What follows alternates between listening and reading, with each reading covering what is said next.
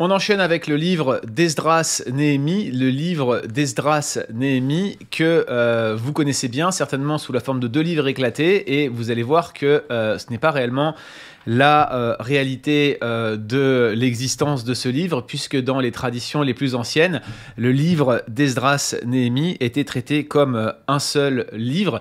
Il n'y a pas de note finale à la fin du livre d'Esdras, et en fait, ce qu'on appelle la Massora, la note finale qui indique la fin d'un livre dans le canon hébraïque, eh bien, elle va suivre le livre de Néhémie, elle va faire le comptage du nombre de versets et de points voyelles, de certains points voyelles très exactement, et cela montre, en tout cas selon le texte massorétique, c'est-à-dire le texte hébraïque sur lequel sont faits l'ensemble de vos traductions, que Esdras Néhémie était traité comme un livre unique, comme un livre singulier. Alors c'est sûr qu'on a splitté le livre en deux textes différents dans le texte de la Septante. Il semble en fait que les pères de l'Église eux-mêmes traitaient Esdras Néhémie, les plus anciens pères de l'Église au moins les traitaient comme un seul et une seule composition unifiée. Apparemment la seule trace qu'on a au jour d'aujourd'hui d'un père de l'Église qui a traité individuellement Esdras et Néhémie, eh bien c'est Origène, mort en 253 après Jésus-Christ. Et puis Jérôme, qui s'appuie sur Origène, va distinguer les 2 livres dans la Vulgate. Et les manuscrits hébreux les plus anciens qui vont distinguer ces 2 livres sont médiévaux, mais même médiévaux tardifs, puisqu'ils datent de 1448. Donc, même dans la Septante, vous aviez une version unifiée de ces textes qui ont été séparés par la suite pour des questions de présentation. Et c'est bien une œuvre chrétienne, apparemment. En tout cas, c'est l'influence chrétienne qui a séparé Esdras et Néhémie. La raison donc pour laquelle vous lisez ces 2 compositions comme 2 livres distincts provient effectivement des traductions latines de l'Ancien Testament. La question qu'on peut se poser, c'est celle de la position canonique de ce livre unifié, notamment dans le canon hébraïque. Matthieu vous en a touché un mot dans cette formation sur les livres historiques, et le livre d'Esdras Néhémie est juste après la 3e division du canon hébraïque, vous savez, les fameux écrits, les Ketuvim dont Matthieu vous a parlé. Et le but de cette 3e division du canon, c'est d'instruire le peuple de Dieu sur la manière dont ils doivent se comporter dans la perspective de l'alliance qui a été établie dans la 1re division du canon, à savoir la Torah, ce qu'on appelle aujourd'hui le Pentateuque. Et clairement, en fait, cette 3e division, les écrits, les Ketuvim, le but c'est d'instruire comment le peuple de Dieu doit expérimenter les idéaux divins, ceux qu'il a établis au commencement, pour qu'ils puissent être vécus dans une perspective parfaite. Évidemment, le but de ces écrits, pour nous, dans la perspective chrétienne, c'est d'anticiper la venue de Jésus, qui est le seul à pouvoir accomplir parfaitement la loi. Mais donc l'idée, elle est là, hein, c'est que le livre d'Esdras Néhémie, même s'il se présente sous la forme d'une narration, d'une histoire, il y a un aspect expérimental, expérientiel même plutôt, où l'on souhaite donner un exemple de personnes qui veulent expérimenter l'alliance avec Dieu. Et c'est exactement le focus du livre. Le focus d'Esdras Néhémie, c'est bel et bien la restauration du temple, l'endroit où on adore Dieu, puis la restauration de la ville, et bien sûr derrière la réformation ou la restauration du peuple de Dieu. Donc un triptyque d'objectifs: le temple de Dieu, la ville de Dieu, le peuple de Dieu. Tout cela dans la perspective de garder la loi de Moïse, de garder la Torah. Voilà le focus d'Esdras Néhémie: le temple de Dieu, la ville de Dieu, la cité de Dieu, Jérusalem, et le peuple de Dieu, réformer, réparer, rebâtir. Rebâtir est certainement le mot-clé pour chacun de ces éléments. Ville, temple, plutôt temple, ville et peuple, dans cet ordre-là. C'est ainsi que l'on doit considérer ce livre dans sa perspective. Généralement, les spécialistes abordent le livre d'Esdras Néhémie dans un même mouvement analytique que celui des Chroniques. Vous allez voir quand vous regarderez la vidéo que je vous ai préparée sur le livre des Chroniques que je ne suis absolument pas convaincu qu'il y ait une paternité commune à ces 2 livres. Donc je ne vais pas forcément discuter la paternité en détail dans ce cours sur Esdras Néhémie. Je vous renverrai vers la discussion qu'on a un peu plus allongée sur le livre des Chroniques. Le point qu'il faut retenir à ce stade dans notre formation, c'est que le livre d'Esdras et celui des Chroniques ont des similitudes indéniables, ont beaucoup en commun, mais cela n'entraîne pas automatiquement l'existence d'un même jet, d'une même donnée compositionnelle, je cherche le mot, excusez-moi, vous voyez, quand on enregistre à pas d'heure, c'est le résultat, n'est-ce pas? Mais c'est plutôt, c'est pas un même mouvement rédactionnel, voilà, c'est ça l'expression que je cherchais, ça ne procède pas d'un même mouvement rédactionnel,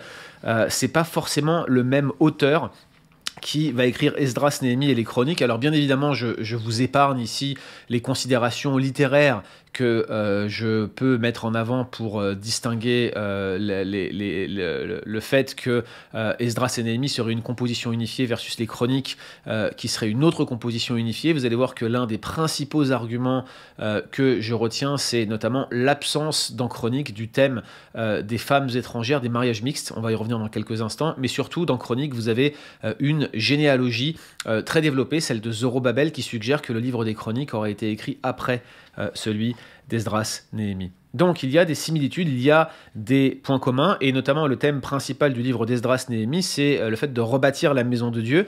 Alors ici, j'insiste bien, hein, la notion de maison de Dieu, c'est vraiment un terme qui est utilisé au sens large pour désigner à la fois le temple. Ça c'est son sens premier, mais c'est bien le mot baït, maison, qui est utilisé ici, mais également la ville qui semble être le siège de Dieu, et également le peuple de Dieu, les gens de la maison de Dieu.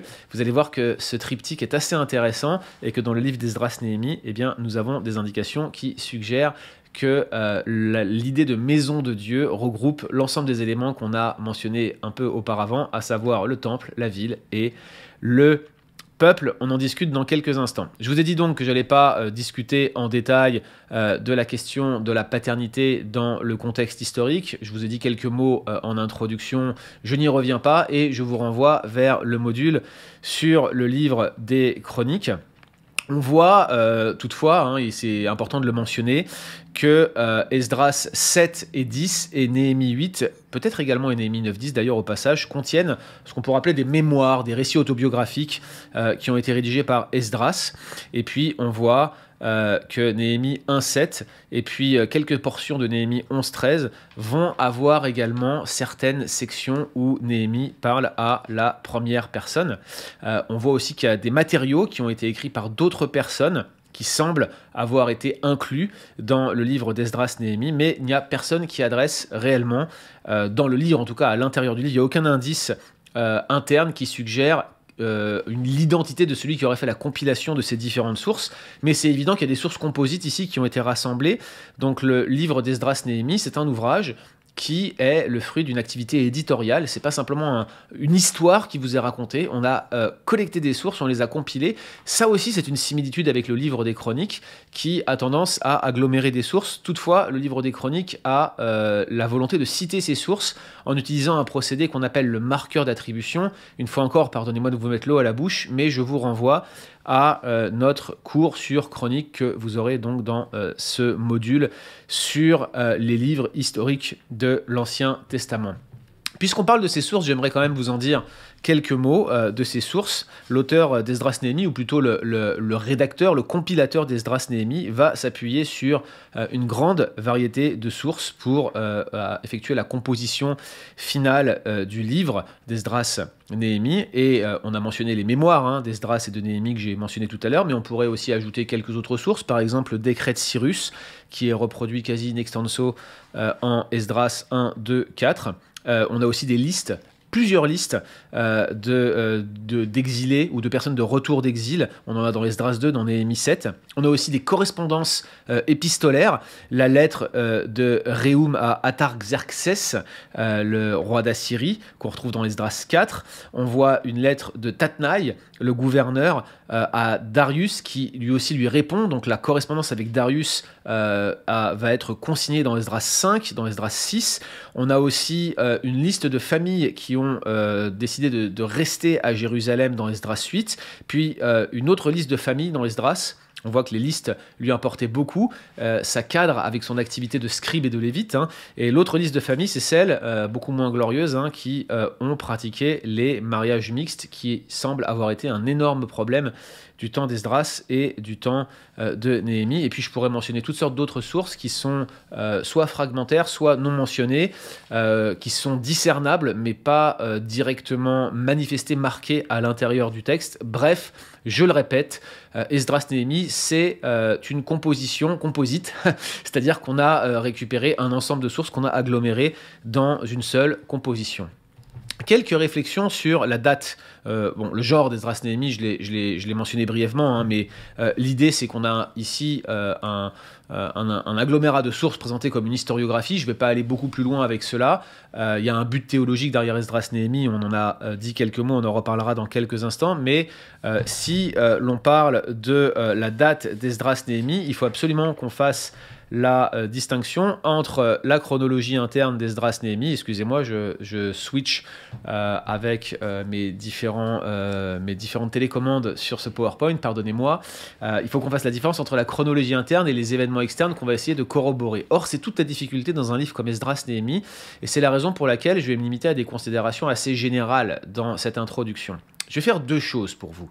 Pour vous qui suivez ce cours et qui avez accès aux documents de cours que vous retrouvez avec vos codes d'accès sur leboncombat.fr où on héberge pour le moment les formations transmettre, vous allez voir qu'il y a un article dans les sources mentionnées sur la chronologie d'Esdras-Néhémie et notamment sur l'éventualité que le ministère d'Esdras et Néhémie puisse s'être produit à des périodes différentes. C'est Enzatur Azafin Baini qui a rédigé cet article. Je ne vais pas m'amuser à vous commenter cet article dans le cadre de ce cours, je préfère vous y renvoyer directement, vous le retrouverez dans la liste de ressources qui se trouve à la fin de ce document de cours. Je veux juste donner quelques éléments dans le cadre de cette introduction sur la date de rédaction de ce texte, ou plutôt la chronologie telle qu'elle est mentionnée dans le texte, ou plutôt les dates qu'on va retrouver à l'intérieur du texte, les traces internes de dates dans ce texte. L'événement qui est le plus ancien que l'on puisse dater dans le corpus d'Esdras-Néhémie, c'est bien évidemment le décret de Cyrus, le décret qui autorise le retour des exilés dans leur patrie, Esdras chapitre 1 versets 2 à 4, et ça on peut le dater avec des sources externes autour de 538 avant Jésus-Christ. C'est une date relativement fiable et ferme, c'est même pas relativement, c'est absolu, c'est-à-dire qu'en fait cette date on la connaît et on peut la corroborer par des sources externes, donc l'événement le plus ancien qui est rapporté dans le livre d'Esdras-Néhémie c'est 538 avant Jésus-Christ, donc après l'exil de 587 bien sûr, mais avant la reconstruction du temple, c'est l'édit de Cyrus qui autorise leur retour. Par conséquent, le retour d'Esdras, qui est mentionné au chapitre 7 du livre qui porte son nom, Esdras 7, versets 1 à 7, on peut le dater. Alors je vais vous épargner là encore les calculs, mais vous pourrez consulter certaines introductions ou commentaires sur le livre d'Esdras et le livre de Néhémie. On peut dater le retour d'Esdras autour de 458 avant Jésus-Christ et celui de Néhémie autour de 445 avant Jésus-Christ, à peu près 13 ans d'écart entre les deux retours. Et le dernier événement qui est mentionné à l'intérieur du livre, si on parle de chronologie interne encore une fois, eh bien, il doit avoir pris place autour des années 430 avant Jésus-Christ, un tout petit peu après 433, disent les spécialistes, et certainement avant la mort d'Artaxerxès en 423 avant Jésus-Christ. Pour cela, vous regarderez Néhémie 3.6 qui en fait mention. Bref, le livre d'Esdras-Néhémie aurait probablement atteint sa forme finale au plus tard en 400 avant Jésus-Christ. Vous allez voir que la thèse que je défends pour le livre des Chroniques nous place un petit peu après, probablement autour de 380, peut-être même encore un peu après, pour la forme finale du livre des Chroniques. Donc, on a dit la paternité, on traitera ça davantage en détail lorsqu'on traitera du livre des Chroniques. Les sources multiples et variées, je vous rappelle qu'on a des mémoires d'Esdras, des mémoires de Néhémie, mais ce n'est pas tout. On a des listes de noms, des listes de retour d'exil, des listes de familles qui soit ont séjourné à Jérusalem, soit se sont corrompus dans les mariages mixtes. Et puis, on a également certains éléments au niveau des sources qui sont des correspondances épistolaires qui occupent une grande place à l'intérieur du corpus d'Esdras-Néhémie, notamment quand il s'agit de trancher les aspects légaux autour de la reconstruction du temple. Je vous donne quelques éléments de structure. Si vous regardez bien, la structure n'est pas strictement, excusez-moi, je vais encore revenir en arrière, je vous prie de m'excuser, la structure n'est pas strictement chronologique. il y a réellement, en quelque sorte, une occasion particulière qui va lancer la rédaction de ce livre, sans dire que ça soit le point de départ de la rédaction, mais c'est vraiment l'événement fondateur qui donne en quelque sorte la raison d'être du livre. C'est le décret de Cyrus qui va finalement donner la tendance, en fait la tonalité du livre d'Esdras-Néhémie. Quand Cyrus déclare que le Dieu des cieux l'a chargé de lui bâtir une maison à Jérusalem, eh bien, l'accomplissement de cette charge va être célébré et la dédicace de la muraille sera faite avec joie, avec reconnaissance, avec des chants, avec des cymbales, avec des lyres, avec des harpes, Néhémie 12, verset 27. Bref, rebâtir la maison de Dieu requiert un retour d'exil. Et donc on n'est pas surpris de voir le livre d'Esdras et Néhémie d'utiliser le verbe thème monter Allah, aller en haut. C'est l'idée de remonter de la captivité de Babylone vers Jérusalem. Vous savez, dans l'Ancien Testament, on monte, même si on est au nord et qu'on descend vers Jérusalem, en fait on monte constamment à Jérusalem. C'est la ville qui est la plus élevée. Bref, deux verbes clés: retourner, rebâtir, monter, construire, ce sont des termes clés, des verbes clés à l'intérieur d'Esdras-Néhémie, et ils vont réellement être je dirais, le cœur de la manière dont le livre va être agencé au niveau de sa structure. Et puis, il y a également plusieurs séquences dans le livre d'Esdras-Néhémie. Alors, je pourrais vous donner à chaque fois certaines nuances, à chaque fois dans chacune des grandes parties que vous avez là. Mais si vous regardez bien, on a deux retours d'exilés, et c'est pas évident que la présentation que je vous donne ici soit chronologique, c'est même plutôt le contraire. Une fois de plus, je vais me permettre de passer rapidement sur ces infos-là. Je vous renvoie vers une bonne introduction à l'Ancien Testament, celle de Tromper Longman ou Raymond Dillard, par exemple, ou en anglais, vous avez un excellent ouvrage que je recommande, que j'aimerais voir traduit en français. Je crois que je le mentionne à chacun de nos cours d'Ancien Testament. C'est le livre édité par Miles Van Pelt, qui s'intitule A Biblical Theological Introduction to the Old Testament. C'est un excellent ouvrage de théologie biblique de l'Ancien Testament, et j'aime particulièrement la structure détaillée proposée par Marc Futato, qui est l'un des spécialistes d'Esdras-Néhémie. Je ne vais pas vous la donner en détail, mais voici les 4 grands mouvements qui sont arrogés un peu comme un chiasme. Donc la structure est littéraire et pas chronologique. On commence avec le retour des exilés, en Esdras chapitre 1 jusqu'à Esdras 6, 22. Puis on a le retour d'Esdras lui-même, puis le retour de Néhémie, et enfin le retour des exilés. Donc à chaque fois, on a des éléments qui sont directement associés avec le fait de rebâtir, de relever. Vous avez le retour des exilés, par exemple, dans Esdras 1 à 6. L'idée ici, c'est vraiment le fait de rebâtir le temple. Puis vous avez le retour d'Esdras, et le retour d'Esdras va être directement associé, notamment au chapitre 9, avec l'idée de relever la communauté, rebâtir la communauté.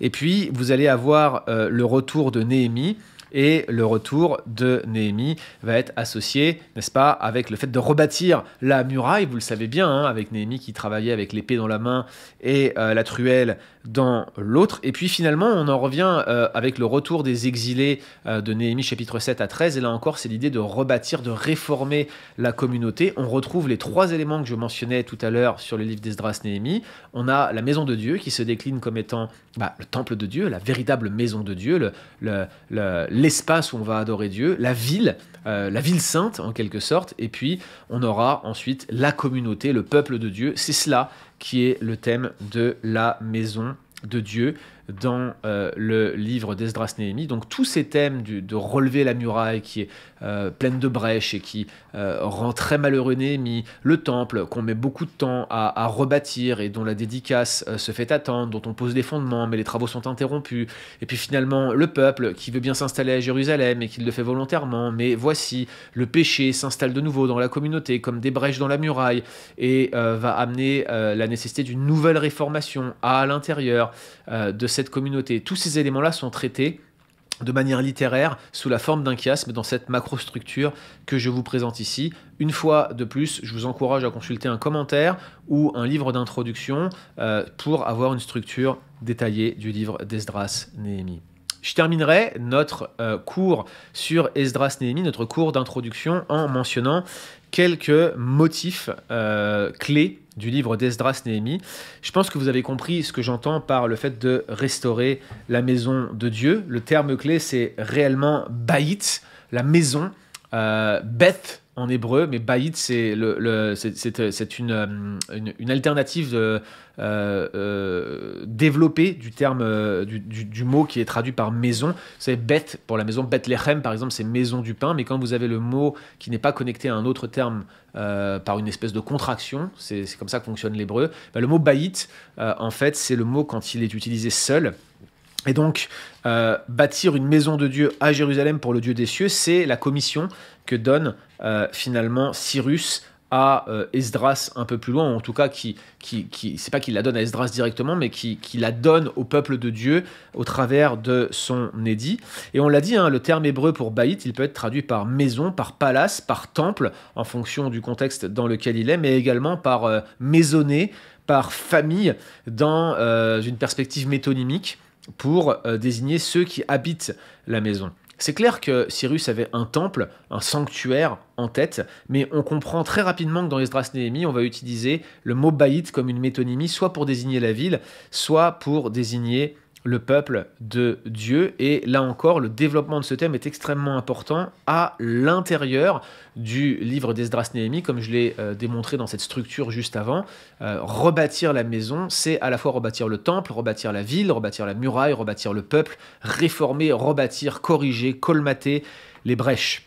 L'autre élément important, c'est l'œuvre de Dieu et la laïcité, en quelque sorte. Esdras-Néhémie met l'accent sur la manière dont Dieu utilise non seulement les leaders et les gens qui sont estimés parmi le peuple, les gens qui se consacrent à Dieu, mais également ceux qui sont des gens ordinaires. Et c'est pour ça qu'on a des listes nominatives de gens qui s'installent à Jérusalem, d'autres qui sont mentionnés comme travaillant à la muraille face à tel endroit précis de la ville.